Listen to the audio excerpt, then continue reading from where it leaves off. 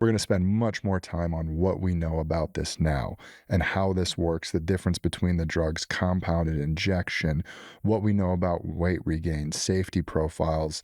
The past few times you talked about this, there just wasn't as much information as there is now. And so I think it'll be really interesting because I think it's also one where you maybe have changed your mind a little bit based on past conversations that we had. So it will be a really good one. I think it will be really interesting. And with all that said, do you want to add anything before we start rolling into it? Yeah, actually, quite a bit of context. So everything you said, just to add on to that,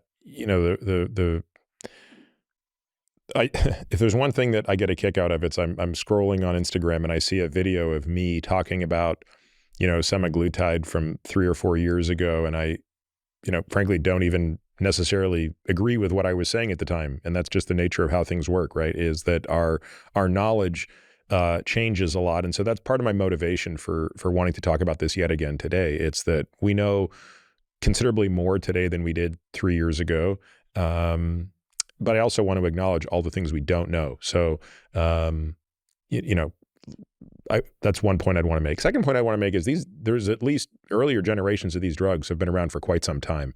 So the very first time I ever prescribed a class of this drug was a drug called liraglutide, and it's almost exactly 10 years ago. It was in the fall of 2014 that I prescribed that to a patient. Not a particularly effective drug. So it would be another 6 years before I would prescribe semaglutide to a patient in the fall of 2020. And that was a totally different experience. That was, of course, Ozempic before it had been approved for obesity.